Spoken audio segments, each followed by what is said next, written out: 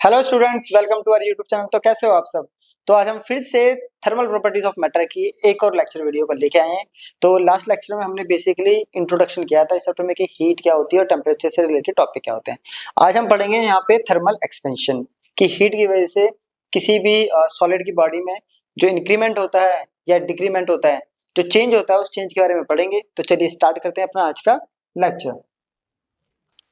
तो चलिए स्टार्ट करते हैं अपना टॉपिक। तो अपना टॉपिक है थर्मल एक्सपेंशन। तो थर्मल एक्सपेंशन बेसिकली होता क्या है, जब हम क्या करते हैं, जैसे जैसे टेम्परेचर बढ़ता है तो जो सॉलिड होती है, कोई भी सॉलिड बॉडी होती है, वो धीरे धीरे अपने साइज को क्या करता है, इंक्रीज करता है। और उसके ऑपोजिट जैसे जैसे टेम्परेचर डाउन होता है तो सॉलिड जो अपने साइज को धीरे धीरे डिक्रीज करता है।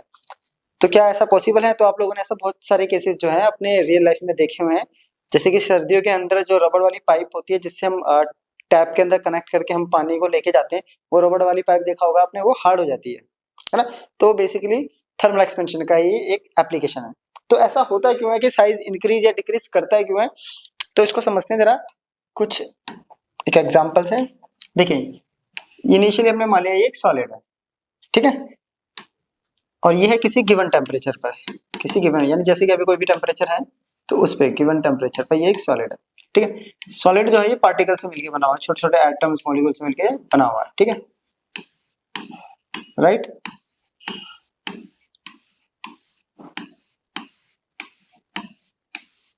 तो ये एक सॉलिड हो गया, गिवन टेम्परेचर पे बना हुआ है। तो इनके बीच में क्या है, यहाँ पे एक फोर्स ऑफ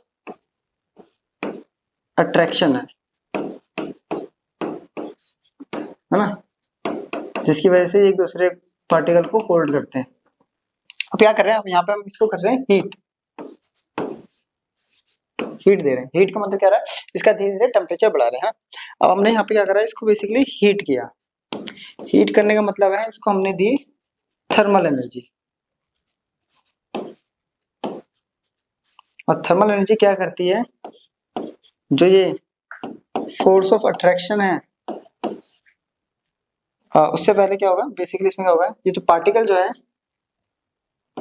वो वाइब्रेट करना स्टार्ट कर देंगे, जिसकी वजह से क्या होगा, इनका एम्पलीट्यूड जो है, वाइब्रेशन का जो एम्पलीट्यूड है वो इंक्रीज करेगा, राइट। कैसे, तो देखिए फिर से हमने सॉलिड ले लिया, ठीक है। अब सबसे पहली बात क्या हुआ, हमने टेम्परेचर दिया, टेम्परेचर है ना, हीट बढ़ाई। हीट बढ़ाने का मतलब इसको हम गर्म कर रहे हैं, है ना। गर्म करेंगे तो इसका टेम्परेचर राइज होगा, टेम्परेचर राइज होगा, इट मींस इन पार्टिकल्स के पास थर्मल एनर्जी आ गई है। अब due to thermal energy particle vibrate करने लग जाएंगे, है ना। अब तेजी से जब वाइब्रेट करेंगे, धीरे धीरे टेम्परेचर और बढ़ रहा है तो वाइब्रेशन जो है धीरे धीरे तेज हो जाएगी। वाइब्रेशन तेज होने का मतलब है जो एम्पलीट्यूड है ये इंक्रीज कर रहा है ना। एम्पलीट्यूड की क्या कर रहा है, यहाँ पे हमारा इंक्रीज करेगा। एम्पलीट्यूड इंक्रीज करने का मतलब क्या है कि जो बीच में फोर्स ऑफ अट्रैक्शन थी पार्टिकल के पास, वो क्या हो रही है, डिक्रीज कर रही है। फोर्स ऑफ अट्रैक्शन क्या करेगी, डिक्रीज। और फोर्स ऑफ अट्रैक्शन डिक्रीज करेगी तो पार्टिकल जो अभी पास पास थे ये थोड़े दूर दूर हो जाएंगे, है ना, ये भागेंगे। तो ये जब दूर दूर होंगे तो ये क्या करेंगे, ये फोर्स लगाएंगे, कहाँ, ऑपोजिट डायरेक्शन में। ये इस ऐसे ऐसे, है ना, ऐसे इस तरह फोर्स लगाएगा, जिसकी वजह से क्या होगा, साइज क्या हो जाएगा, इंक्रीज करेगा। तो यही बेसिकली कोज होता है, मेन कोज है किसका, थर्मल एक्सपेंशन। तो जैसे जैसे टेम्परेचर बढ़ता है थर्मल एनर्जी बढ़ती है, थर्मल एनर्जी बढ़ती है तो वाइब्रेशन जो है वो तेज होने लग जाता है, जिसकी वजह से इनके बीच का जो इंट्राटॉमिक फोर्स ऑफ अट्रैक्शन है वो वीक होने लग जाती है। और वीक होने लगती है तो दूर भागते हैं, जिसकी वजह से साइज में इंक्रीमेंट होता है। यही होता है हमारा थर्मल एक्सपेंशन। अब देखिए साइज जो है कैसे भी बढ़ सकता है ना। इसकी लेंथ भी बढ़ सकती है, ऐसे भी बढ़ सकता है, ऐसे भी ये लेंथ ही हो गया है तो ठीक है। इसका सरफेस एरिया बढ़ सकता है, ठीक है। सॉलिड क्यूब है आपका, क्यूबिकल बॉडी है, तो उसकी क्या बढ़ सकता है, उसका वॉल्यूम इंक्रीज हो सकता है। तो इन्हीं तीनों कॉन्सेप्ट्स को हम यहाँ पे पढ़ेंगे, यानी थर्मल एक्सपेंशन जो है इनको हम डिवाइड कर दिया हमने लीनियर, सरफेस एरिया और वॉल्यूम के बेस पे, ठीक है। लेंथ, सरफेस एरिया और वॉल्यूम के बेस पे इनको हमने डिवाइड कर दिया। अब आगे एक एक करके हम सबको स्टडी करेंगे। फर्स्ट है अपने पास लीनियर एक्सपेंशन। तो बेसिकली लीनियर एक्सपेंशन में होता क्या है कि कोई भी सॉलिड बॉडी है, जब उसको टेम्परेचर राइज करते हैं, यानी टेम्परेचर जब उसको इंक्रीज कर रहे हैं, तो जिसकी वजह से क्या होगा, उसकी लेंथ में इंक्रीमेंट होता है, उसे हम कहते हैं linear expansion, increase in the length of a solid on heating, ठीक है। अब मान लेते हैं कि एक सॉलिड है इनिशियली, अब इसकी लेंथ है L, ठीक है। अब इसको क्या कर रहे हैं हम, टेम्परेचर हमने चेंज किया है ना, पहले T टेम्परेचर था, अब चेंज इन टेम्परेचर हमारे पास हो गया डेल्टा T, ठीक है। ये क्या है, टेम्परेचर में चेंज करके हमें delta T change in temperature हो गया। अब होगा क्या, बेसिकली जैसे ही हमने टेम्परेचर इसका चेंज किया तो इसकी लेंथ में थोड़ा सा चेंज आएगा, है ना, लेंथ में चेंज आना स्टार्ट हो जाएगा। और ये लेंथ में चेंज भी किस पे डिपेंड करेगा, इसके ऑब्जेक्ट के लेंथ पर, यानी जो सॉलिड है इसकी लेंथ पे। अगर लेंथ ज्यादा है, सॉलिड का लंबा है, तो उसको जब टेम्परेचराइज करेंगे तो उसके अंदर चेंजेस भी थोड़ा ज्यादा होता है ना। पहले से सॉलिड अगर छोटा है तो उसके अंदर चेंज और भी कम होगा। तो ये दूसरा किस पे डिपेंड करेगा, इसकी लेंथ पर। अब ये दो कॉन्सेप्ट, यानी ये दो हमारे पास ये इक्वेशंस बनी, इनको अगर हम अरेंज करेंगे तो अपने पास आ रहा है directly proportional L delta T। Sign of proportionality हटेगा तो इक्वल लगेगा और यहाँ कोफिशिएंट लगेगा अल्फा। अब अल्फा यहाँ पे क्या है, अल्फा हो गया coefficient of linear expansion, coefficient of linear, तो लीनियर एक्सपेंशन का कोफिशिएंट जो होता है उसे हम बोलते हैं अल्फा। अब यहाँ से अगर अल्फा की वैल्यू निकालें तो वो अपने पास क्या आएगी, basically alpha equals to delta L upon में L डेल्टा T, क्लियर। तो डेल्टा L अपॉन में L डेल्टा T, यहाँ पे आ गया हमारे पास अल्फा, ठीक है। अब सिचुएशन थोड़ी सी चेंज करते हैं, यहाँ से अल्फा की स्टेटमेंट भी बन जाएगी, ठीक है। स्टेटमेंट अगर बनना चाहे तो अल्फा है क्या, देखिए ये क्या है, चेंज इन लेंथ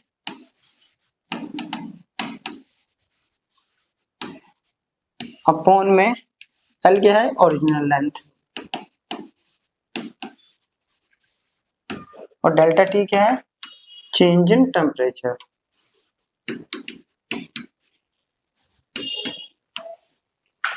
क्लियर। तो ये हो गया चेंज इन लेंथ अपॉन में original length into change in temperature. तो ये किसके बराबर होता है, अपना कोफिशिएंट ऑफ लीनियर एक्सपेंशन के, ठीक है। अब मैं यहाँ पे एक सिचुएशन ले रहा हूँ कि इफ L1 जो है वो है ओरिजिनल लेंथ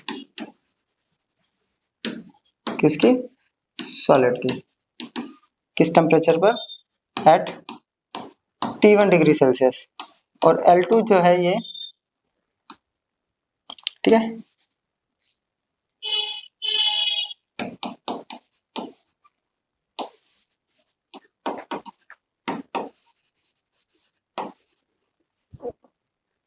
ठीक है, सॉरी इंक्रीज नहीं, इंक्रीज तो अब निकालेंगे। ये हो गया हमारे पास लेंथ, हो गया length of solid at temperature हमने बढ़ा के कर दिया T1 से T2, यानी इनिशियली पहले टेम्परेचर इसका T1 था, T1 पे लेंथ थी L1, टेम्परेचर राइज किया T2 आया, है ना, तो T2 पे लेंथ आ गई हमारी L2। तो अब अल्फा को हम लिखेंगे कैसे, देखिए बेसिकली, या इस कॉन्सेप्ट को उठा लेते हैं हम, इस वाले को। ये अपने पास था कि delta L equals to alpha L delta T। अब इसको मॉडिफाई कर देते हैं, ये है change in length. Change in length कैसे निकलेगी, फाइनल माइनस इनिशियल, तो L2 minus L1, alpha as it is original length है L1, और चेंज इन टेम्परेचर को हम लिख सकते हैं T2 माइनस T1, राइट। यहाँ से L1 एक तरफ कर लेते हैं, L2 equals to L1 plus alpha L1 T2 minus T1, ठीक है। यहाँ से L2 निकालते हैं, L1 कॉमन ले लेते हैं, यह आ गया 1 plus alpha T2 minus T1। एक कॉन्सेप्ट ये भी बन सकता है हमारे पास, ठीक है। जैसे सिचुएशन उसके अकॉर्डिंग हम यहाँ पे इसको यूज कर रहे हैं। क्लियर है यहाँ तक, चलिए इसको नोट कर लीजिए। अब अगर हम कोफिशिएंट ऑफ लीनियर एक्सपेंशन क्या करेंगे, यहाँ डिफाइन करेंगे। कैसे डिफाइन करेंगे, तो अपने पास एक सिंपल सा फंडा आया था कि अल्फा जो थी वो था डेल्टा L अपॉन में L इंटू डेल्टा T, है ना, इधर। अगर हम कंडीशन ले लें कि इफ L जो है ये है 1 यूनिट, और जो टेम्परेचर राइज कर रहा है वो कर रहा है 1 डिग्री सेल्सियस रेट से, है ना, हर बार राइज जो कर रहा है चेंज होकर कितना आ रहा है, 1 डिग्री सेल्सियस। तो अल्फा इक्वल्स टू कितना हो गया, डेल्टा T अपॉन में 1 इंटू, है ना, 1 यूनिट इंटू 1 डिग्री सेल्सियस, ठीक है, तो यहीं से बन जाएगी इसकी स्टेटमेंट।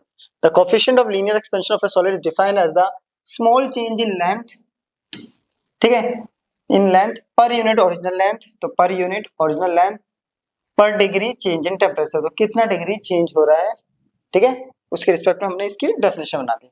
अब बात करें इसकी एसआई यूनिट की, तो एसआई यूनिट देखिए यहीं से बनाते हैं इसके एसआई यूनिट। ये हो गया मीटर, ये ओरिजिनल लेंथ, ये भी मीटर, और ये हो गया डिग्री सेल्सियस, ये इससे कैंसिल तो ऊपर आया डिग्री सेल्सियस इनवर्स, तो ये हो गया एसआई यूनिट, ठीक है। अब आता है इसका अल्फा वर्सेस, अगर टेम्परेचर का ग्राफ दें तो ये इसका ग्राफ आएगा, ठीक है, अल्फा वर्सेस टेम्परेचर का ये अपना ग्राफ हो गया। चलिए नोट कर लीजिए। नेक्स्ट अपने पास सुपरफिशियल एक्सपेंशन। अभी हमने जो एक्सपेंशन बढ़ा था वो था लेंथ की वजह से, इट मीन जब हमने सॉलिड को हीट किया तो उसकी लेंथ क्या कर रही थी, इंक्रीज कर रही थी।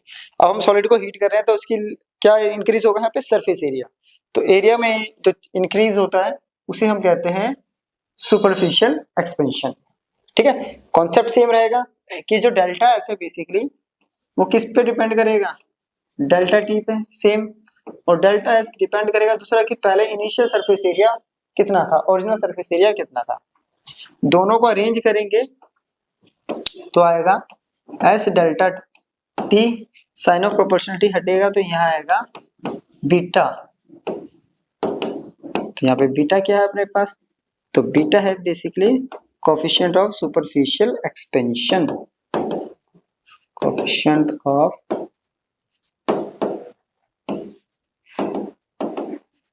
Superficial expansion, right. अब यहां से अगर बीटा की वैल्यू निकालेंगे तो क्या आएगा, डेल्टा एस अपॉन में S into delta T, right. It means जो बीटा बन रहा है अपने पास वो बन रहा है change in area upon original area into change in temperature, right. Same चल रहा है बिल्कुल। सिमिलरली अगर लीनियर एक्सपेंशन समझ में आता है तो सुपरफिशियल और इससे जो नेक्स्ट आने वाला है क्यूबिकल वो बहुत इजीली समझ में आ जाता है, ठीक है। अब फिर से वही कंडीशन कि S1 जो है वो है surface area at T1 degree Celsius, तो S2 हो गया surface area at T2 degree Celsius. अब इसी के अकॉर्डिंग इसको क्या करेंगे, चेंज, ठीक है।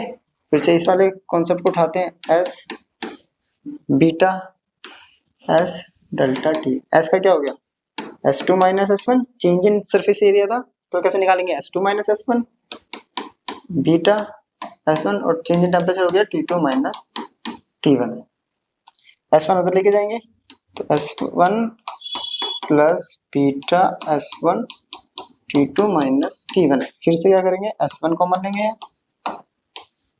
1 plus beta T2 minus T1, ये बन गया अपने पास कॉन्सेप्ट। क्लियर है यहाँ तक। अब इसकी स्टेटमेंट किसकी, कोफिशिएंट ऑफ सुपरफिशियल एक्सपेंशन, तो कॉन्सेप्ट अपने पास बना था कि बीटा इक्वल टू हो गया डेल्टा एस अपॉन में original s into delta T, तो यहां से बन गया इसकी स्टेटमेंट।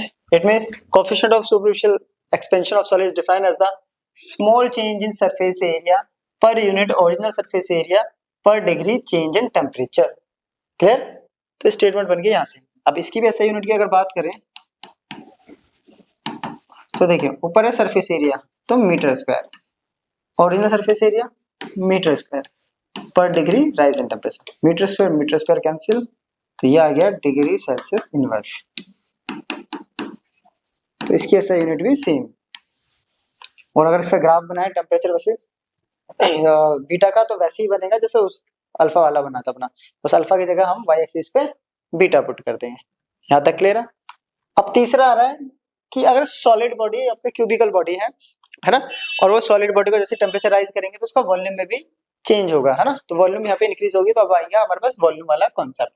तो सेम वैसे ही हम करेंगे कि जो चेंज इन वॉल्यूम है वो डिपेंड करेगा चेंज इन टेम्परेचर पर, और जो चेंज इन वॉल्यूम वो डिपेंड करेगा उसके ओरिजिनल वॉल्यूम पर भी। दोनों को जब अरेंज करेंगे अपने पास तो वैल्यू आएगी V delta T, right. Sign of proportionality हटा देते हैं तो यहाँ कांस्टेंट लगता है गामा। ये बन गया अपने पास एक कॉन्सेप्ट। अब यहाँ पे गामा क्या है, कोफिशिएंट ऑफ क्यूबिकल एक्सपेंशन। तो क्यूबिकल एक्सपेंशन का कोफिशिएंट हो गया अपने पास गामा, ठीक है। अगर गामा की यहाँ से वैल्यू निकालेंगे तो फिर से वही आएगा डेल्टा वी अपॉन में वी और delta T, right. It means gamma हो गया अपने पास change in volume upon original volume into change in temperature, right. अब जैसे हमने L1 वाला केस लिया था, इसमें S1 S2 वाला केस लिया था, ऐसे लेंगे V1 V2। तो V1 हो गया अपने पास volume at T1 degree Celsius और V2 हो गया अपने पास volume at T2 degree Celsius, है ना। बहुत सिंपल सा कॉन्सेप्ट है। तो चलिए इसको करते हैं। अब देखिए यहाँ पे क्या होगा, अपने पास था delta V equals to gamma V delta T। यहाँ पे पुट करेंगे, चेंज इन वॉल्यूम कैसे निकलेगा, V2 minus V1, original volume है V1, चेंज इन टेम्परेचर निकलेगा T2 minus T1, right. V1 को उस तरह लेके जाएंगे, V2 equals to V1 plus gamma V1 T2 minus T1। तो V2 equals to V1 common ले लेते हैं तो बच गया 1 plus gamma T2 minus T1, right. ये बन गया अपने पास V2। सेम वैसे ही कॉन्सेप्ट है, ठीक है। चलिए अब कर देते हैं हम कोएफिशिएंट ऑफ क्यूबिकल एक्सपेंशन को डिफाइन। मेथड सेम, क्या आया था कि जो गामा था वो था डेल्टा V अपॉन में V और डेल्टा T, जिसको हमने लिखा था चेंज इन वॉल्यूम या राइज इन वॉल्यूम अपॉन में original volume into change in temperature, right. तो स्टेटमेंट सेम है, small change in volume per unit original volume per degree Celsius change in temperature, ठीक है। ऐसा यूनिट की बात करें तो वॉल्यूम की होती है मीटर क्यूब, नीचे ओरिजिनल वॉल्यूम की भी मीटर क्यूब पर डिग्री सेल्सियस। तो मीटर क्यूब कैंसिल आउट कर देंगे, ऐसा यूनिट आ गई degree Celsius inverse, right. Same ऐसा यूनिट है, तो तीनों के ऐसा यूनिट क्या है यहाँ पे सेम, तीनों का ग्राफ भी सेम ही बनेगा, ठीक है। चलिए अब आप लोग नोट कर लो इसको। अब हम करते हैं, इंपॉर्टेंट टॉपिक है, ठीक है। सीबीएसई में काफी ज्यादा पूछा जाता है, मीन जो आपके एग्जाम्स होते हैं स्कूल बेसिस पे उनमें काफी बार आता है। रिलेशन निकालना है हमें अल्फा बीटा और गामा के बीच में, ठीक है। अब तीन अननोन क्वांटिटी से इसमें रिलेशन निकालना तो पॉसिबल नहीं है, तो हम दो दो के बीच में निकालेंगे, फिर उनके बीच में एक, तीनों के बीच में एक रिलेशन वहां से क्रिएट करेंगे। तो निकालेंगे जैसे, तो सबसे पहले हम लोगों ने देखिए ये तो पढ़ा हुआ है, हम एक सॉलिड लेट कर लेते हैं, let a solid cube of length L। तो एक सॉलिड क्यूब है जिसकी लेंथ L है, ठीक है। तो सरफेस एरिया कितना होगा उसका, सिंपल सी L स्क्वायर, है ना। उसका एक फेस का सरफेस हो गया L स्क्वायर, और वॉल्यूम कितना होगा उसका, वो हो गया L क्यूब, है ना। अब जो दो चीजें अभी हमने पढ़ी हैं, जो कॉन्सेप्ट हमने पढ़े हैं उन सबको लिख लेते हैं। हम लोगों ने अभी पढ़ा है क्या, सबसे पहले कि जो डेल्टा L होता है वो होता है alpha L delta T, delta S जो होता है वो होता है बीटा S डेल्टा T, और अल्फा और डेल्टा वी इक्वल टू होता है गामा वी डेल्टा टी, है ना। तो ये अल्फा बीटा और गामा जो है ये कोफिशिएंट्स है जो लीनियर सुपरफिशियल और क्यूबिकल इनके बीच में रिलेशन निकालना है। तो कैसे करेंगे, तो बेसिकली हम फर्स्ट स्टार्ट करते हैं यहाँ पे। पहले हम निकालेंगे relation between alpha and beta. अभी बोला था 3 अननोन क्वांटिटी के बीच में निकालना पॉसिबल नहीं है, तो हम दो दो करके निकालेंगे। तो पहले हम अल्फा और beta, alpha means linear expansion, beta means superficial, है ना। तो ये होगा ना। चलिए अब जो नया सरफेस एरिया आएगा, हीट किया हमने सॉलिड को हीट किया हमने डेल्टा टी टेम्परेचर पे, राइट। और उसमें डेल्टा एस क्या हुआ, अपने पास जो एरिया था वो इंक्रीज हुआ। तो नया सरफेस एरिया कितना होगा यहाँ पे, सबसे पहले तो ये देखते हैं। तो न्यू सरफेस एरिया क्या होगा, ये होगा simple C S plus delta S हो गया ना। पहले एस था, इंक्रीज हो गया, डेल्टा एस इंक्रीज हुआ, तो नया कितना बन गया एस प्लस डेल्टा एस। तो ये कितना हो जाएगा एल प्लस डेल्टा एल का स्क्वायर, है ना। अब यहाँ पे क्या करते हैं, एस डेल्टा एस की वैल्यू पुट करते हैं। डेल्टा एस की वैल्यू अभी पता है अपने को, बीटा एस डेल्टा टी होती है। यहाँ डेल्टा एल की होती है अल्फा एल डेल्टा टी। चलिए तो यहाँ से ऐसा अगर कॉमन लेंगे तो बच गया 1 प्लस बीटा डेल्टा टी, और यहाँ से एल स्क्वायर कॉमन आ सकता है अपना, तो बच गया 1 प्लस अल्फा डेल्टा टी का होल स्क्वायर। अब एस इक्वल टू होता है एल स्क्वायर, देखिए एस इक्वल टू होता है एल स्क्वायर, तो इसने इसको कैंसिल कर दिया, राइट। तो एक इस तरफ अपने पास बच गई 1 प्लस बीटा डेल्टा टी, और इस तरफ बच गया 1 प्लस अल्फा डेल्टा टी का होल स्क्वायर है, it means a plus B whole square. तो इसको ओपन करते हैं, a square plus 2ab plus b square, 1 से 1 कैंसिल। तो इक्वेशन आ रही है beta delta t equal to 2 alpha delta T plus alpha square delta T square. अब यहाँ पे जो हम लोगों को पता है, जो अल्फा होता है ये क्या, तो कैसा होता है, बहुत छोटी क्वांटिटी होती है। कैसे, देखिए अल्फा की वैल्यू होती है चेंज इन, है ना, लेंथ। चेंज इन लेंथ मतलब जो लेंथ में चेंज होता है बहुत छोटा होता है, उसके अपॉन में आ रहा है ओरिजिनल लेंथ, यानी चेंज इन लेंथ को हम ओरिजिनल लेंथ से डिवाइड कर रहे हैं और छोटा हो गया, फिर उसको डिवाइड कर रहे हैं चेंज इन टेम्परेचर से, यानी वैल्यू और छोटी, और उसका स्क्वायर तो और ज्यादा छोटा हो जाएगा। इट मींस ये डेल्टा एल की वैल्यू होती है पहली डेसिमल्स में होती है, उसका स्क्वायर कर देंगे तो डेसिमल्स और ज्यादा इंक्रीज हो गए। तो जो बहुत छोटा है तो अल्फा स्क्वायर को हम क्या कर सकते हैं, तो नेगलेक्ट कर सकते हैं हम इसको, तो इसको हमने कर दिया नेगलेक्ट, यानी इट मींस नेगलेक्ट करते ही ये पूरी टर्म हो गई नेगलेक्ट। तो अपने पास बच गया beta delta T equals to 2 alpha delta T. तो यहाँ बच गया beta delta T equals to 2 alpha delta T, यहाँ से डेल्टा टी गया, तो बीटा इक्वल्स टू आ गया 2 अल्फा, या ऐसे लिख सकते हैं alpha equals to beta by. तो फर्स्ट रिलेशन तो अपना बन गया, ठीक है। अब सेकंड रिलेशन बनाएंगे अल्फा और गामा के बीच में, इट मींस लीनियर एक्सपेंशन का जो कोफिशिएंट है और हमारा जो क्यूबिकल एक्सपेंशन का जो कोफिशिएंट है उसके बीच में। तो जैसे ये स्टार्ट किया ना हमने न्यू सरफेस एरिया, वैसे ही न्यू वॉल्यूम, अगर वॉल्यूम इंक्रीज हुआ है डेल्टा वी, तो नया वॉल्यूम कितना होगा वी प्लस डेल्टा वी। तो सेम इसी मेथड से हम करेंगे, एक बार इसको नोट कर लो आप लोग, ठीक है। अब हम क्या कर रहे हैं यहाँ पे, relation between alpha and gamma, right. तो same new volume of solid, तो न्यू वॉल्यूम कितना हो गया basically b plus delta v, और यहाँ क्या हो जाएगा एल प्लस डेल्टा एल का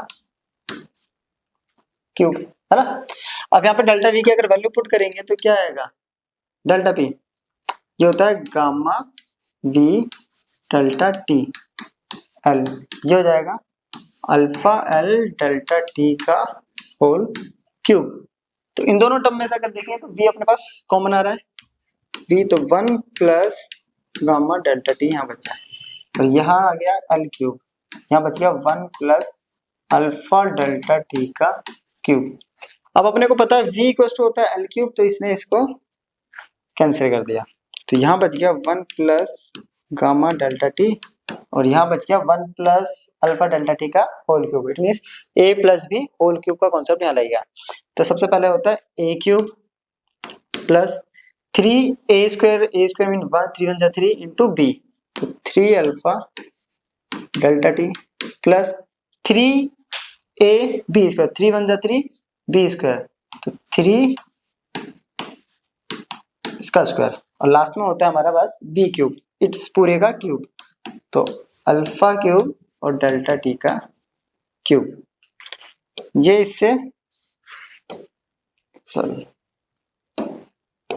कैंसिल, तो अपने पास आ रहा है gamma delta T equals to 3 alpha delta T plus 3 alpha square delta T square plus alpha cube और डेल्टा टी। अभी थोड़ी देर पहले हमने बताया था कि जो अल्फा है बहुत छोटी क्वांटिटी है, तो अल्फा स्क्वायर और अल्फा क्यूब और ज्यादा छोटी हो गई, इतनी छोटी टर्म्स बन गई है, क्वांटिटी बन गई कि हम इसको नेग्लेक्ट कर सकते हैं। So alpha square and alpha cube can be neglected, ठीक है। अब नेग्लेक्ट करेंगे तो ये वाली टर्म गई, ये वाली टर्म गई, तो अपने पास आ गया gamma delta T equals to 3 alpha delta T गया, तो यहां से आ गया गामा इक्वल्स टू 3 अल्फा या alpha equals to gamma by 3। Clear? चलिए हो गया तक। अभी हमने पीछे निकाला था कि जो अल्फा होता है वो होता है बीटा बाय 2 और अल्फा इक्वल्स टू है गामा बाय 3, तो ये आ गया रिलेशन। इसको ऐसे यूज कर सकते हैं, या इसको और सिंप्लीफाई करना है तो क्या करेंगे, सबका ये इक्वल, देखिए यहाँ पे क्या आएगा, जब इसका फ्रैक्शन को इक्वल करेंगे तो ये क्या हो गया 6 अल्फा, इसके पास नीचे 2 है, इसे 3 से मल्टीप्लाई कर देंगे 6, ये हो गया 3 बीटा, और ये आ गया अपने पास 2 गामा, है ना।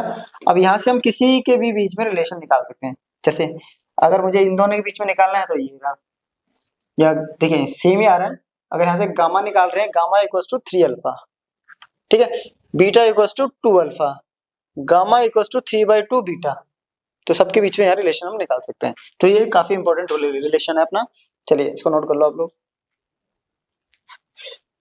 अब आता है अपने पास applications, linear expansion daily life में कहाँ कहाँ अप्लाई होता है, यूज होता है, तो हम देख लेते हैं। उसमें से सबसे पहला है ये रेलवे ट्रैक।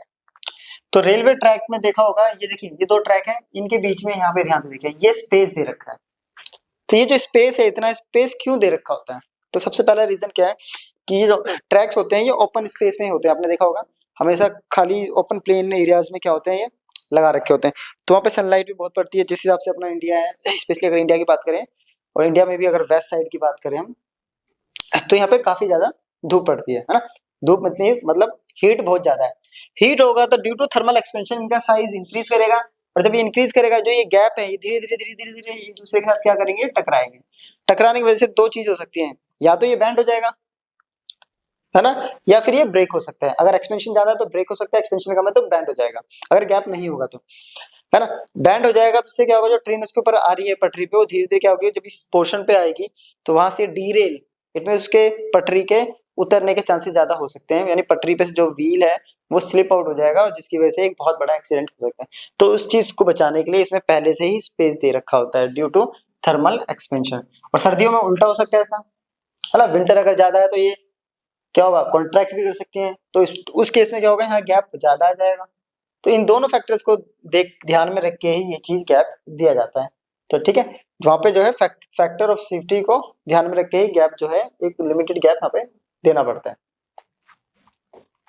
दूसरा देखें तो एक ये आयरन रिम है अपने पास, है ना, क्या लिखा हुआ है, an iron rim to be put on a wooden cart wheel is always of slightly smaller diameter than that of the wheel. तो देखिए ये आयरन, ये जो है ना, ये व्हील है अपने पास, वुडन का व्हील है, इसके ऊपर ये आयरन रिम जब चढ़ाई जाती है तो ये हमेशा क्या होती है, छोटे डायमीटर की बनाई जाती है। इसका रीजन क्या देखें, जब आयरन रिम चढ़ानी होती है इसके ऊपर वुडन कार्ट के ऊपर, इट मींस ये जो वुडन व्हील है ना, कार्ट व्हील जो है, वुडन व्हील जो है, इसके ऊपर जब ये सिंपल सी समझते हैं, ये जो प्लेट जा रही है पत्ती जैसी है ना, इसको जब चढ़ाया जाता है तो क्या करता है, ड्यू टू थर्मल एक्सपेंशन, ये पहले जो लिया जाता है एक्चुअल साइज से थोड़ा सा छोटा लिया जाता है। अब उसको चढ़ाएंगे कैसे, इसके ऊपर इसको फिट कैसे करना, तो फिट करने के लिए इसको करते हैं बहुत ज्यादा रेड हॉट। अब रेड हॉट होते हैं क्या होगा, थर्मल एक्सपेंशन आ गया इसके पास है ना, तो थर्मल एक्सपेंशन की वजह से ये अपना साइज इंक्रीज करता है। जैसे ही साइज इस व्हील के डायमीटर से बड़ा होता है, इसको यहाँ पे फिट कर देते हैं। अब फिट करने के बाद इसको करा जाता है ठंडा, यानी थर्मल एक्सपेंशन नहीं कर रहे हैं, बट अब यहाँ पे हम हीट धीरे धीरे डिक्रीज, जब हीट डिक्रीज होगा तो क्या होगा, ये अपने साइज को कॉन्ट्रैक्ट करेगा। अगर ये साइज पहले ही छोटा था, कॉन्ट्रैक्ट करने के बाद क्या होगा, ये बहुत टाइटली इसके ऊपर फिट हो जाएगा। तो थर्मल एक्सपेंशन का यूज करके देखिए, इसके ऊपर इसको चढ़ाया जाता है, ठीक है। तो ये हो गया अपने पास व्हील का कॉन्सेप्ट। दूसरा है, अब ये इस टाइप की बॉटल्स आपने देखी होगी कई बार, है ना, ये ग्लास की बॉटल्स है। ये ग्लास की बोतल का ये जो नेक है, ये कैप जो होता है कई बार इसमें फंस जाता है, बहुत ज्यादा टाइटली होता है तो निकलता नहीं है। ये क्यों होता है, जैसे जैसे टेम्परेचर डाउन होता है तो कॉन्ट्रैक्शन की वजह से यहाँ पे टाइट हो जाता है ना, ये बोतल जो है इसको कॉन्ट्रैक्शन की वजह से टाइट हो जाता है। अब इसको फिर खुलता नहीं है, खुलने में बड़ी प्रॉब्लम होती है। तो इस केस में क्या करते हैं, एक गिलास में गर्म पानी लेके आते हैं, या तो गर्म पानी इस पे थोड़ा थोड़ा डाल दीजिए, या इस वाले जो नेक वाले हिस्से को जो है गर्म पानी में थोड़ी देर डाल दीजिए, रख देते हैं। रखने से क्या होगा, टेम्परेचर राइज होगा, टेम्परेचर राइज होगा तो थर्मल एक्सपेंशन की वजह से थोड़ा सा लूज हो जाएगा, उसके बाद इसको हम इजीली ओपन कर सकते हैं। सिर्फ यही नहीं, कई ऐसे कैप्स हैं हमारे पास बोटल्स के जो टेम्परेचर डाउन होने की वजह से ड्यू टू कॉन्ट्रैक्शन वो बहुत ज्यादा वहाँ पे टाइट हो जाते हैं और ओपन करने में बड़ी डिफिकल्टी आती है। तो ऐसे केसेस में आप उसको गर्म करके वहाँ पे उसको ओपन कर सकते हैं, ठीक है। उसमें से देखिए दो केस मैंने यहाँ पे लिया है, जैसे ये रबड़ वाली पाइप है। अभी सर्दियों में क्या होता है, ये रबड़ वाली पाइप जो है ये काफी ज्यादा क्या हो जाती है, हार्ड हो जाती है ना, देखा होगा। हार्ड क्यों होती है, ड्यू टू कॉन्ट्रैक्शन, टेम्परेचर कम है तो ये कॉन्ट्रैक्ट करती है, ड्यू टू कॉन्ट्रैक्शन ये हार्ड हो जाती है। और कई बार तो ऐसे होता है कि इसको ऐसे करोगे तो टूट भी जाती है। इसको टैप में अगर फिट करते हैं तो फिट नहीं होती, तो उस केस में क्या करते हैं, गर्म पानी जो होता है उसके अंदर इसको डिप करते हैं, डिप करने के बाद गर्म पानी इजीली उस टैप के अंदर फिट हो जाती है। क्योंकि गर्म पानी से क्या होगा, थर्मल एक्सपेंशन यानी लीनियर एक्सपेंशन कह दो या सरफेस एरिया एक्सपेंशन, ये अपना साइज इंक्रीज करेगी और इजीली फिट हो जाती है। फिर सेम है ये, अगर आप लोगों ने ये देखा होगा जब ब्रिजेस बनाए जाते हैं, फ्लाईओवर्स बनाए जाते हैं, तो ये होते हैं गर्डर्स, इनको कहते हैं गर्डर्स। इनके बीच में देखिए यहाँ पे ये स्पेस ऐसे दे रखा होता है, इसका भी मेन रीजन वही है, थर्मल एक्सपेंशन को ध्यान में रखते हुए ये स्पेस हमें दे रखा होता है कि जब टेम्परेचर बढ़ेगा धीरे धीरे करके गर्मियों के टाइम में, तो ये वहाँ पे टाइट नहीं होना चाहिए, इसलिए फिट हो जाना चाहिए और इसकी वजह से बेंडिंग नहीं होनी चाहिए। तो इन सब चीजों को अवॉइड करने के लिए, ये मेजर एक्सीडेंट्स, मेजर जो प्रॉब्लम्स हो सकती है, उन चीज को पहले ही क्या करते हैं इंजीनियर जो है कंसिडरेशन में लाते हैं और डिजाइन करते टाइम ये सारे फैक्टर को उसके अकॉर्डिंग ही चीजें डिजाइन की जाती है। तो इतने सारे तो मैंने एग्जांपल बता दिए आपको थर्मल एक्सपेंशन के, तो रियल लाइफ में बहुत सारे एग्जांपल्स हैं आपके थर्मल एक्सपेंशन के। चलिए नोट कर लीजिए, इसको कर लिया नोट आप लोगों ने, चलो। अब नेक्स्ट टॉपिक है effect of temperature on density. Density पे कैसे इफेक्ट पड़ता है, क्या करा है, डेंसिटी पे कैसे इफेक्ट पड़ता है, ठीक है। हम लोगों ने क्या करा था, जब हीट किया हमने ऑन, अगर ध्यान हो तो हीटिंग, तो सबसे पहले सॉलिड की बात करें तो वॉल्यूम इंक्रीज हुआ था, राइट, वॉल्यूम इंक्रीज। अब हम लोगों ने पढ़ा हुआ है कि density equals to mass upon volume, और वॉल्यूम और डेंसिटी में इनवर्सली का रेशियो होता है। वॉल्यूम इंक्रीज होगा तो डेंसिटी डिक्रीज, है ना, और वॉल्यूम जहां डिक्रीज होगा वहां डेंसिटी इंक्रीज। तो वॉल्यूम इंक्रीज तो डेंसिटी डिक्रीज। इट मींस जैसे जैसे टेम्परेचर बढ़ेगा वैसे वैसे वॉल्यूम बढ़ेगा, जैसे जैसे वॉल्यूम बढ़ेगा वैसे वैसे डेंसिटी डिक्रीज होगी। ठीक है, when a given mass of a solid और liquid heated it expands that its volume increases. कितना एक्सपेंड करेगा कि इसकी वॉल्यूम क्या करेगा, इंक्रीज करेगा। और जैसा कि हमें पता है कि डेंसिटी जो है वो इनवर्सली वॉल्यूम के वेरी करती है, तो सॉलिड और लिक्विड की डेंसिटी क्या कर जाएगी, डिक्रीज कर जाएगी हीट करने पर। ठीक है, ये तो हो गया चलिए थियोरेटिकली। अब हम इसको कर लेते हैं कैसे, न्यूमेरिकली भी इसको प्रूफ करते हैं कैसे। तो देखिए हम मानते हैं कि जो डेंसिटी है मास तो मान लेते हैं अपने पास क्या है, लिक्विड है, एम, लिक्विड या सॉलिड कोई भी लिखते हैं, एम मास है, डेंसिटी है कितना, रो, कितने डिग्री सेल्सियस पे, टी डिग्री सेल्सियस पे, और वॉल्यूम है इसका वी। डेंसिटी फिर मानते हैं रो डैश डेंसिटी जो है वो है T plus delta T temperature पर, है ना। तो ये कितना है अपने पास डिग्री सेल्सियस पे, और वॉल्यूम आ गया अपने पास वी डैश। तो यहाँ से चेंज इन टेम्परेचर कितना आएगा, सिंपल डेल्टा टी आ जाएगा, है ना, टी से टी कट गया। तो अभी हम लोगों ने देखिए कॉन्सेप्ट बनाया था कि V2 इक्वल टू ये बनाया था हमने V1 into 1 plus alpha T2 minus T1, right, ये कॉन्सेप्ट बनाया था। तो इसकी जगह हम क्या ले लेते हैं V डैश। देखिए V डैश ये हो गया V, ये आ गया 1 प्लस वॉल्यूम है तो गामा T2 माइनस T1 हो गया डेल्टा T, ठीक है। अब यहाँ से देखिए वॉल्यूम इसको इधर लेके जाते हैं और डेंसिटी को इधर लेके आते हैं, तो ये हो गया मास अपॉन में डेंसिटी, मास तो सेम रहेगा, मास अपॉन में density 1 plus gamma delta T. तो मास से मास कैंसिल। अब इसको कर देते हैं रेसिप्रोकल। अगर इसको रेसिप्रोकल करेंगे ये तो हो जाएगा, ये क्या हो जाएगा पावर माइनस में, क्योंकि ये नीचे चला जाएगा और नीचे से जब ऊपर लेके आएंगे तो ये हो गया डेल्टा टी और इसकी पावर -1। अब इसको सॉल्व करते हैं हम, 1 प्लस गामा डेल्टा टी को कैसे यूज करेंगे, इसको एक्सपेंड करते हैं बायनोमियल थ्योरम का यूज करके, बाय यूजिंग बायनोमियल थ्योरम क्या कहता है कि 1 प्लस एक्स की पावर n इक्वल टू हो गया 1 प्लस एन एक्स, है ना। तो ये इधर आके मल्टीप्लाई, तो rho dash equal to rho into 1 minus gamma delta T.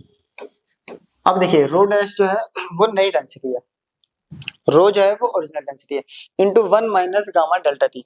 अब इसको जब अंदर लेके जाएंगे तो डिक्रीज करने का देखिए पता चल जाएगा, rho minus rho gamma delta T. तो इससे क्या पता चल रहा है कि जो नई डेंसिटी है इट मीन जो रो डैश है वो कम है रो से, क्योंकि ओरिजिनल में से माइनस हो रही है कुछ वैल्यू, और ओरिजिनल से कुछ वैल्यू माइनस हो रही है, तो इट मींस वैल्यू चेंज हो रही है, चेंज मींस डिक्रीज हो रही है। तो यहाँ से साफ क्लियर अपना हो गया न्यूमेरिकली भी प्रूफ कि डेंसिटी जो है वो डिक्रीज करती है अगर टेम्परेचर हम बढ़ाते हैं। इट मींस अगर हम किसी भी सॉलिड को या लिक्विड को हीट करते हैं तो उसकी डेंसिटी क्या होती है, डिक्रीज करती है, ठीक है। चलो इसको नोट कर लो। अब इसी बेसिस पे हमारे पास एक और कॉन्सेप्ट है एनोमलस एक्सपेंशन ऑफ वाटर, ठीक है। ये अलग से कॉन्सेप्ट क्यों बनाना पड़ा वाटर, क्योंकि वाटर जो है बहुत ज्यादा यूनिक प्रॉपर्टीज है वाटर के पास, आपने पीछे भी पढ़ा होगा वाटर के पास ट्रिपल पॉइंट भी होता है, यहाँ पे ऐसी एक्सपेंशन भी बहुत यूनिक वे में करता है। देखिए हम लोगों ने पढ़ा कि सारे लिक्विड जो है एक्सपेंड करते हैं हीटिंग, है ना, हीट करने पे, बट वाटर के पास क्या होता है, वाटर यहाँ पे आएगा बिहेव्स। तो वाटर जो है बहुत अलग मैनर में बिहेव करता है। कैसे, अगर हम बात करें वाटर जब क्या है 0 डिग्री सेल्सियस पर, है ना, अभी वाटर क्या है 0 डिग्री सेल्सियस पे, उसको हीट करते हैं तो वॉल्यूम इनिशियली क्या करेगा, उसको डिक्रीज करता है। यानी 0 डिग्री सेल्सियस पे अगर हीट करें वाटर को तो वहां केसेस में क्या होता है, वॉल्यूम डिक्रीज करता है और डेंसिटी इंक्रीज करता है। क्या ये हमेशा होगा, नहीं, ये तब तक होगा जब तक कि 4 डिग्री सेल्सियस वाटर का टेम्परेचर नहीं हो जाता। इट मीन 0 से 4 डिग्री तक प्रोसेस क्या चल रही है, वॉल्यूम डिक्रीज और डेंसिटी इंक्रीज। अब आफ्टर 4 डिग्री सेल्सियस आ गया, तो अब 4 डिग्री सेल्सियस क्या होता है, अगर हीट करते हैं तो वॉल्यूम इंक्रीज और डेंसिटी डिक्रीज।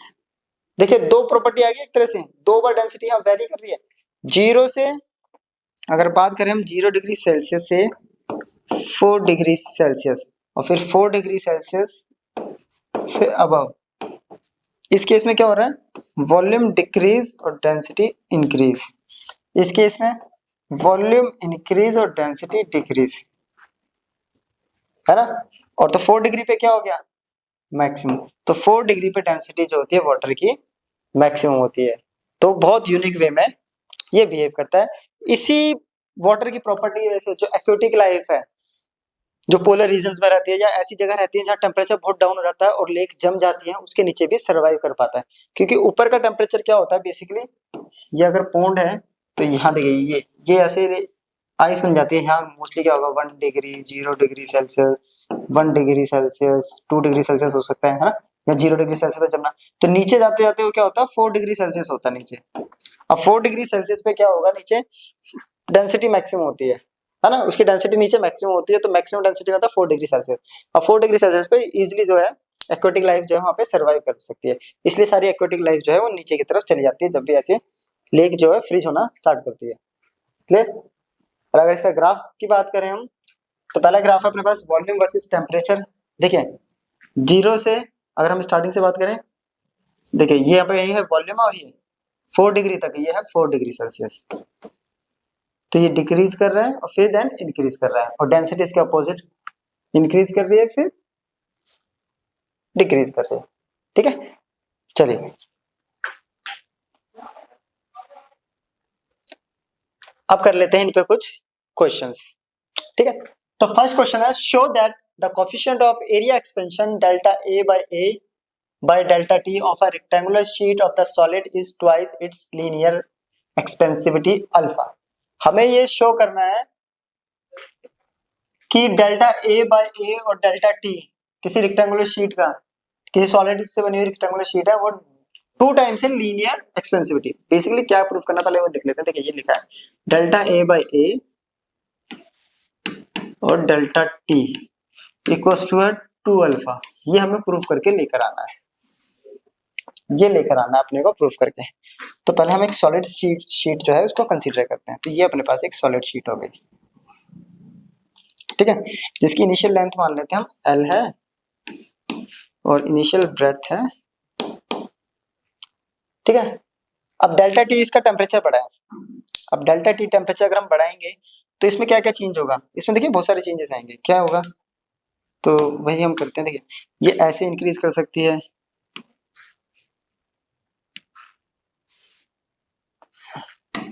कलर चेंज करते हैं इसका थोड़ा सा अलग। देखिए तो इसमें ऐसे चेंज हो सकता है। मान लेते हैं लेंथ वही रही है तो पहले ब्रेथ चेंज हो सकती है इसकी।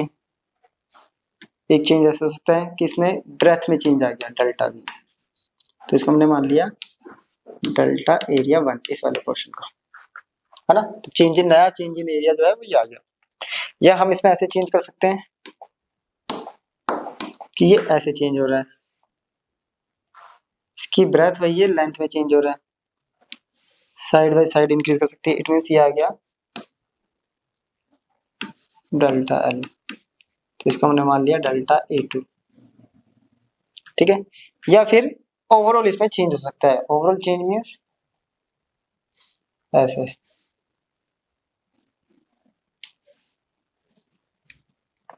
तो ये आ गया डेल्टा A3।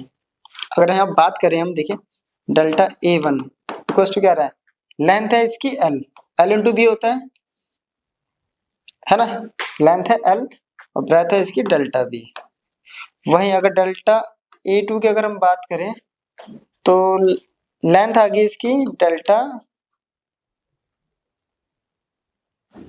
L और ब्रेथ है इसकी B, राइट। ठीक है, और अगर डेल्टा A3 की अगर हम बात करें तो इसकी तो ब्रेथ भी चेंज है और लेंथ भी change, delta L delta B। Clear. तो टोटल इंक्रीज कितनी हुई है एरिया में, पहले ये देख लेते हैं। तो टोटल इंक्रीज इन एरिया, तो ये हमने ले लिया डेल्टा एल, राइट। तो किसके बराबर होगा, delta A1 plus delta A2 plus delta A3। Clear. अब क्या करते हैं, इन सब की वैल्यू पुट करते हैं। Delta A1 L delta B delta A2 तो delta L dot B, A3 delta L और डेल्टा B। चलिए इनकी वैल्यूज पुट करते हैं। डेल्टा B को हम लिख सकते हैं, लेंथ है ना अपना अल्फा बी डेल्टा टी लिख सकते हैं ना, जैसे कि डेल्टा एल होता है अल्फा एल डेल्टा टी, तो ब्रेथ का भी हो गया। डेल्टा एल को हम लिख सकते हैं अल्फा एल डेल्टा टी, और ये बच गया बी। और डेल्टा एल को लिख सकते हैं अल्फा एल डेल्टा टी और अल्फा बी डेल्टा टी। ठीक है, अब देखिए यहाँ पे इसको जरा सॉल्व करते हैं, तो ये आ गया अपने पास अल्फा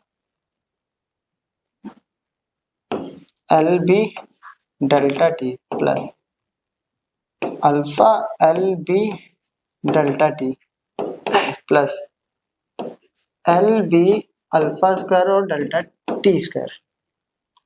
क्लियर? ये देखिए दोनों तो टर्म सेम आ रही, तो ये आ रहा है 2 alpha L B delta T और ये आ रहा है एल बी अल्फा स्क्वायर और डेल्टा टी स्क्वायर, और यहाँ बचा हुआ है डेल्टा ए।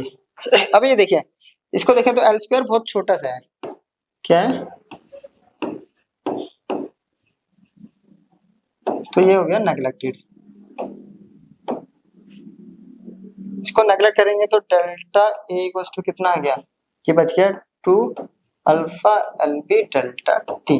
अब l into b, length into breadth, length into breadth क्या होता है, original area, right, it means a, ये आ गया डेल्टा टी और यहाँ अल्फा बचा हुआ है।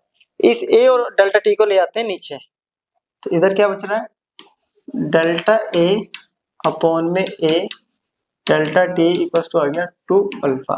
अगर ध्यान से देखें तो हमें यही प्रूफ करना था, ये देखिए हो गया, तो हमें प्रूफ करके लेके आना था डेल्टा ए अपॉन में a into delta T equals to 2 times of alpha, और ये हमारा प्रूफ हो गया यहाँ पे। चलिए नेक्स्ट क्वेश्चन है, a blacksmith fixes iron ring on the rim of the wooden wheel of the horse cart.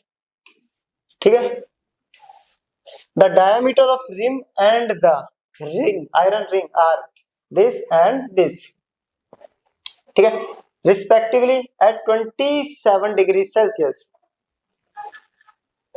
To what temperature should the ring be heated so as to fit that rim of the wheel alpha equals to this?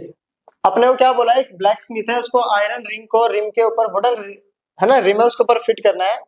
तो जहां हमें क्या दे रखा है, L1 अपने को दे दिया है 5.231 और L2 अपने को दे दिया है 5.243, ये दोनों मीटर में है ना। रिम को हमने मान लिया है L2 और रिंग को हमने मान लिया 1, ठीक है। और टेम्परेचर कितना है, किसका टेम्परेचर है, हमें रिंग का टेम्परेचर निकालना है और रिंग को हमने माना है 2, तो T1 अपने पास आ गया है 27 डिग्री सेल्सियस, जबकि अल्फा अपने पास है 1.20 into 10⁻⁻5 degree Celsius inverse. T2 find out करना है, तो कॉन्सेप्ट अभी हमने पीछे बनाया था, याद हो तो, नहीं याद हो तो डायरेक्ट याद है तो अच्छी बात है, वो है T2 equals to T1 into 1 plus, अगर ये याद नहीं है तो देखिए इससे और इजी करते हैं, हम लोगों ने बनाया था delta L equals to alpha L delta T, इससे इजी हो जाएगा। देखिए डेल्टा L होता है L2 माइनस L1, अल्फा ये हो गया L1, ये हो गया T2 माइनस T1, राइट। अब L2 कितना है 5.243 minus 5.231 equals to 1.20 into 10⁻⁻5 into 5.231 temperature T2 minus 27, right. तो माइनस करेंगे 3 माइनस 1 2, 4 माइनस 1 1 0, तो 0.012 इक्वल्स टू आ गया 1.20 इंटू 10⁻⁻5 इंटू 5.231 आ गया T2 माइनस 27। ये सारी टर्म आ जाएगी इसके नीचे, तो यहाँ बच गया अपने पास T2 minus 27 equals to 0.12 divided by 1.20 into 10⁻⁻5 into 5.231, ठीक है। इसको सॉल्व करेंगे तो ये आ गया 100, इसको सॉल्व करेंगे 1 2 3 ये आ गया 1000, तो ये तो कैंसिल आउट हो गया, ठीक है। तो यहाँ इसको सॉल्व करेंगे तो ये आ जाएगा 191 और T2 इक्वल्स टू आ गया 191 प्लस 27, तो ये आ गया T2 equals to 218 degree Celsius. तो बेसिकली ये आ जाएगा अपने पास 218 डिग्री सेल्सियस और हमको ये फाइंड आउट करना था। चलिए क्लियर। नेक्स्ट अपने पास what should be the length of steel and copper rod at 0 degree Celsius that the length of steel rod is 5 centimeter longer than copper at all temperature given alpha for copper equals to this and alpha for steel equals to this। क्या कह रहा है, कितनी length होगी steel और copper rod की, ठीक है, जबकि 0 डिग्री सेल्सियस पे इनकी लेंथ कुछ दे रखी है, तो और हर किसी भी टेम्परेचर पर जो चेंज इन लेंथ आ रहा है वो क्या होगा, सेम होगा। यानी किसी भी टेम्परेचर पे कर लेते हैं तो चेंज इन लेंथ क्या आ रहा है अपने पास, इक्वल आ रहा है। और जबकि स्टील रोड जो है वो कॉपर रोड से 5 सेंटीमीटर ज्यादा है। यानी इट मींस अगर मैं लेंथ अगर लेट करें हम लेट या सिंपल से लिख देते हैं, ये देखिए लेंथ ऑफ कॉपर रोड को अगर L मानेंगे तो स्टील रोड कितनी हो जाएगी, L प्लस 5 सेंटीमीटर ज्यादा है, ठीक है, ऑल टेम्परेचर पर, ठीक है। और 0 डिग्री सेल्सियस पे है L और ये, और 0 डिग्री सेल्सियस पे है ये, तो कितने टेम्परेचर पे क्या कर रहा है, नहीं लेंथ कितनी होगी ये कह रहा है, तो ये लेंथ होगी कितनी, ठीक है, ये अपने को फाइंड आउट करना है। अल्फा दे दिया अपने को। अब सिंपल सा बोला हुआ है कि एट ऑल टेम्परेचर, देखिए दे रखा है एट ऑल टेम्परेचर, ठीक है, लेंथ क्या हो रही है, हमेशा सेम रेट से चेंज हो रही है ना, same length, same change in length.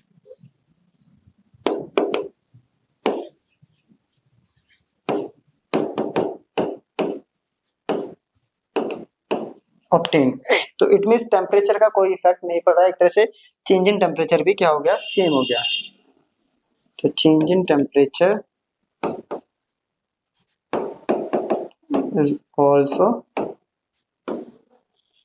Same. तो क्या होगा कि जो डेल्टा एलएस है और जो डेल्टा एलसी है वो क्या हो जाएगा आपस में इक्वल।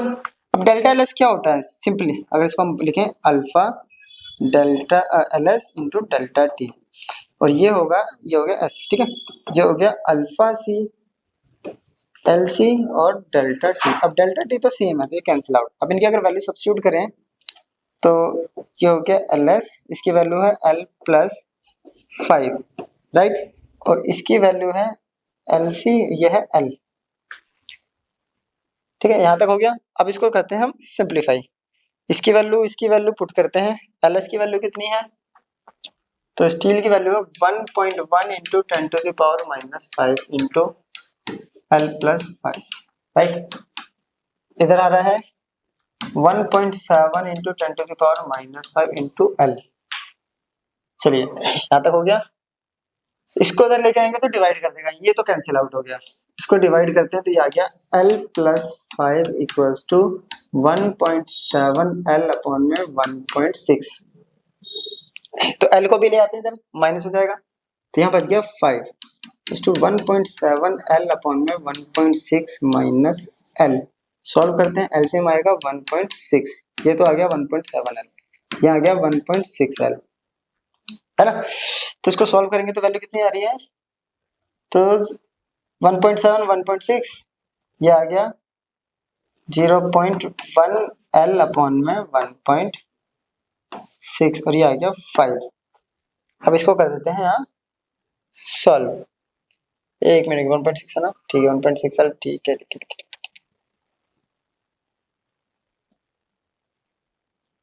सॉरी ये 1.1 था, ठीक है, ये वैल्यू जो थी ये थी 1.1, तो ये आ गया 1.7 L अपॉन में 1.1 माइनस L, तो वैल्यू आ गई 1.7 L माइनस 1.1 L अपॉन में 1.1, तो यहाँ पे वैल्यू आ रही है 0.6 L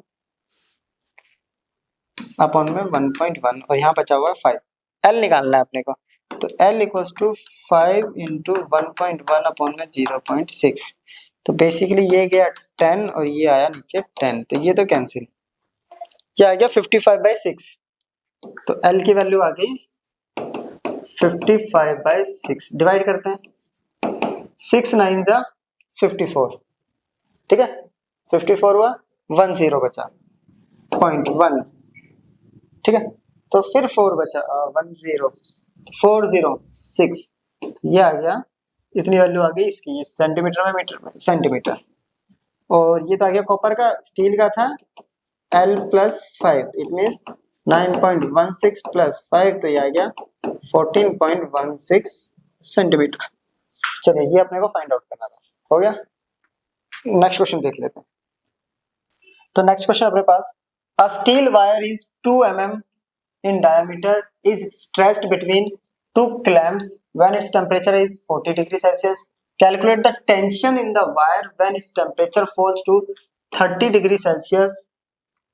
Given alpha for steel this and Young's modulus for steel is this.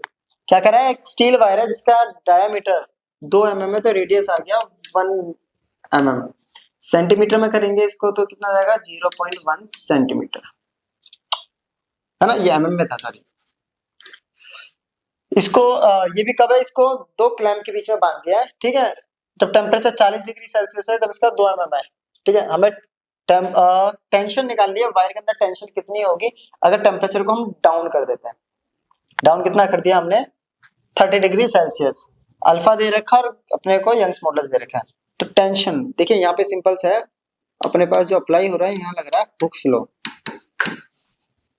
और हुक्स लॉ कहता है कि जो स्ट्रेस है वो इक्वल टू होता है यंग्स मॉडुलस इनटू स्ट्रेन, और स्ट्रेस होता है फोर्स अपॉन में एरिया, और ये होता है डेल्टा L/L।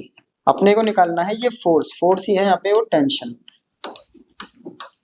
एरिया तो हम निकाल लेंगे, वायर है तो एरिया जाएगा πr²। एल चलिए कोई प्रॉब्लम नहीं दे रखा, लेकिन डेल्टा एल भी नहीं दे रखा, तो सबसे पहला काम है अपने पास डेल्टा एल निकालने का, और डेल्टा एल इक्वल टू होता है alpha L delta T, right.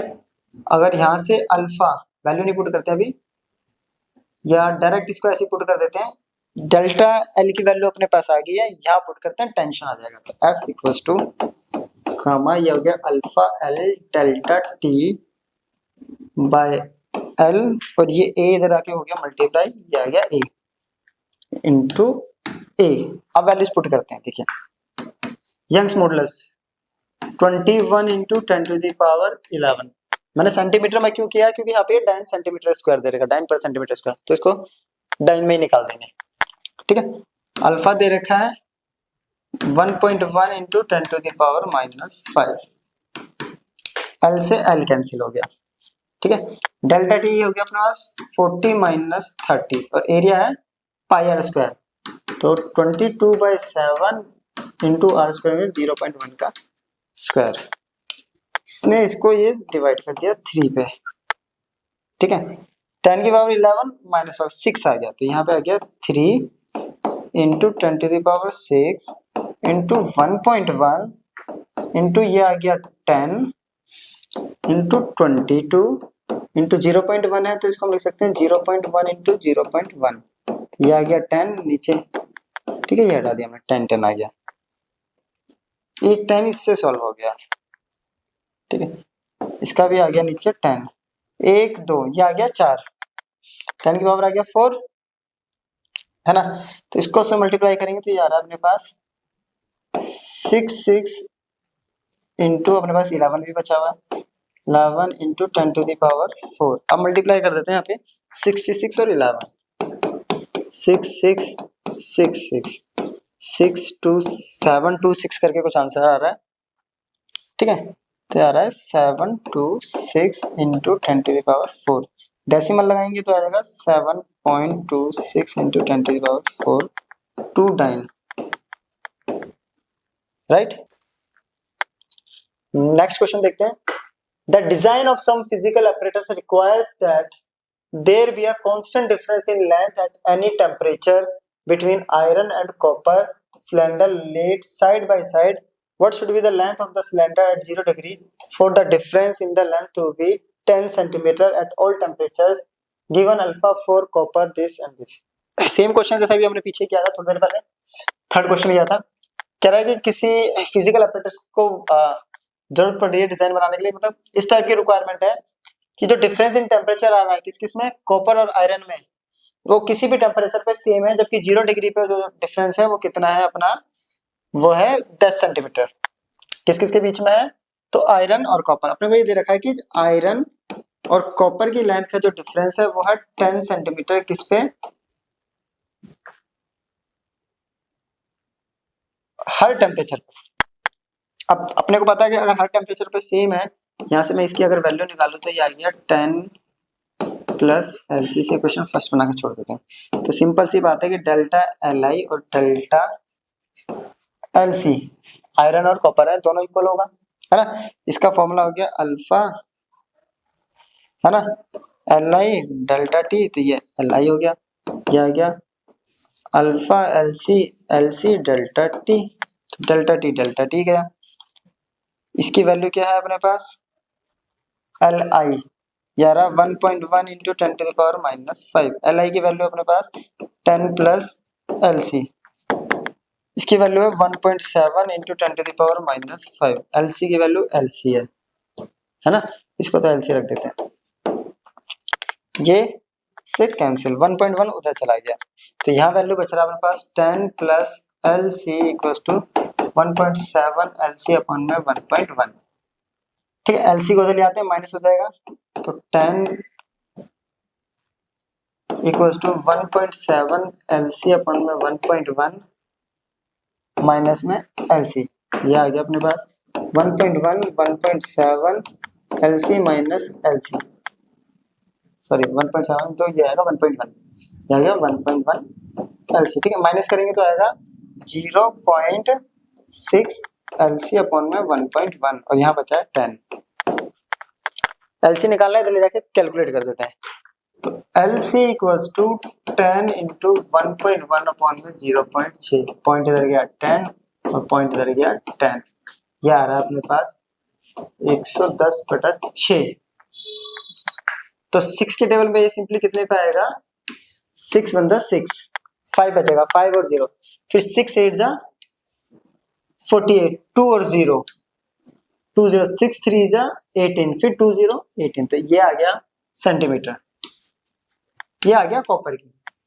ठीक है, जबकि आयरन की कितनी है 10 प्लस कॉपर, तो 10 प्लस 18.33, तो ये आ गया 28.33 सेंटीमीटर, ये आ गया आयरन की वैल्यू। चलिए इसको कर लो नोट, हो गया, इजी सा क्वेश्चन था, सेम क्वेश्चन अभी पीछे गया है, वैसे एक क्वेश्चन ये भी। नेक्स्ट क्वेश्चन है, an iron sphere has a radius of 10 centimetre at a temperature of 0 degree Celsius. Calculate the change in the volume of the sphere if it is heated at 80 to 100 degree Celsius. Coefficient of linear expansion of this. क्या है, एक iron sphere का radius दे रखा है r 10 centimetre, किस temperature पर, 0 degree Celsius पर। ठीक है, तो जो वॉल्यूम में जो चेंज हो रहा है वो हमें निकालना है, चेंज इन वॉल्यूम। अगर उसको हीट कर रहे हैं कितने टेम्परेचर पर, T2 अपने को मिल गया 100 डिग्री सेल्सियस, T1 ये मिल गया। कोफिशिएंट दे रखा है हमें लीनियर एक्सपेंशन, यानी अल्फा दे रखा है। ठीक है, इंटरेस्टिंग क्या है, अल्फा दे रखा और पूछा क्या है, वॉल्यूम। वॉल्यूम का देखिए फॉर्मूला होता है गामा वी डेल्टा टी, और दे रखा अल्फा। अब गामा यहाँ से देखिए, सबसे पहले डेल्टा टी कैसे आएगा, तो डेल्टा टी क्या आ गया अपने पास 100 माइनस 0 मीन्स 100। अब बात करते हैं गामा की, तो गामा इक्वल टू हमने पढ़ा हुआ है 3 अल्फा होता है यार, alpha equal to gamma by 3 होता है ना। यहाँ से अपने पास क्या आ गया, ये आ गया, और अब आता है वॉल्यूम, v इक्वल टू होता है 4/3 पाई आर क्यूब, ये आ गया। सारी वैल्यू पुट करते हैं, तो delta v equal to gamma की वैल्यू आ रही है 3 अल्फा, ठीक है, वॉल्यूम की वैल्यू आ रही है 4/3 पाई आर क्यूब, और ये आ रहा है अपने पास 100, 3 से 3 कैंसिल, अब वैल्यू पुट कर देते हैं, 11 into 10 to the power -6 into 4, 3.14 into 10 का क्यूब इंटू 100, ये हटाया 200, ये कैंसिल हो गया। 10 की पावर 3 ये आ गया कैंसिल, 10 की पावर 3 आ गया -3। अब अपने पास रह गया 44 इंटू 314, तो 3 1 4 44, 16 1 4 5, ठीक है, 12 6 5 2 1, 6 1 7 8 3, तो वैल्यू आ गई 13816, राइट। ये आ रहा है डेल्टा वी, और यहाँ पे आ रहा था -3, ये इससे जाएगा -3, तो यहाँ पे लगा दें, तो ये आ गया अपने पास आंसर। चलो नोट कर लो इसको, क्लियर। नेक्स्ट क्वेश्चन देखें। सॉरी, नेक्स्ट क्वेश्चन बोला है coefficient of linear expansion of brass and steel rod are α1 and α2, length of brass and steel rod are L1 and L2 respectively, if L2 minus L1 is maintained same at all temperature, which one of the following relation hold goods? अरे ये तो अभी question किया था हम लोगों ने, क्या बोला है, कोएफिशिएंट दे रखा लीनियर एक्सपेंशन का α1 α2, तो ब्रास के लिए देखें, बेसिकली ब्रास के लिए दे रखा है α1 और लेंथ हो गई है इसकी L1, वहीं स्टील के लिए दे रखा है, स्टील को सेकंड क्वांटिटी मानी है ना, तो स्टील के लिए दे रखा है α2, लेंथ होगी L2, तो किन दोनों के बीच का डिफरेंस कितना है, ये चल रहा है सेम। तो अभी हम लोगों ने पढ़ा जब भी सेम होता है तो ये हो गया delta L1 equals to delta L2, पर डेल्टा L1 कितना होगा, α1 L1 डेल्टा T, तो हो गया α2 L2 delta T, delta T cancel हो गया, तो α1 L1 equals to α2 L2, match करते कौन सा मैच कर रहा है, ये तो मैच ही नहीं कर रहा, अल्फा ये भी मैच नहीं कर रहा, ये देखिए ये ऑप्शन, क्लियर। चलिए नोट कर लो इसको। नेक्स्ट क्वेश्चन है the value of coefficient of volume expansion of glycerine is this, the fractional change in the density of glycerine of for a rise of 40 degree Celsius. हमें coefficient दे रखा है volume expansion का, ये रहा, ठीक है, इट मींस गामा मिल गया अपने पास 5 × 10⁻⁻⁴ केल्विन इनवर्स। फ्रैक्शनल चेंज निकालना है हमें डेंसिटी में, कितने डिग्री टेम्परेचर राइज हो रहा है, 40 डिग्री,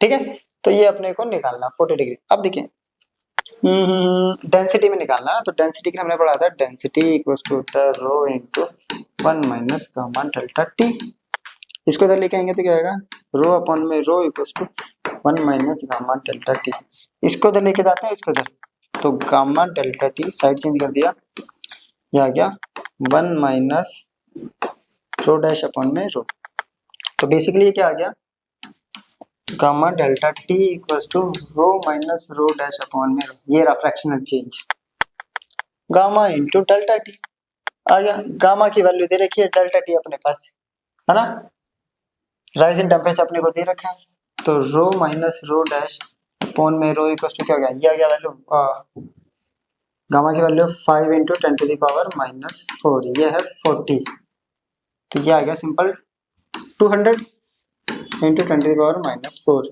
ऐसा कुछ दे नहीं रखा, तो ये 2 पावर यहाँ कट गया, 2 × 10⁻⁻2, इधर लेके आएंगे तो क्या आएगा 0.002, अब 0.200 है ना ये, ओके 40,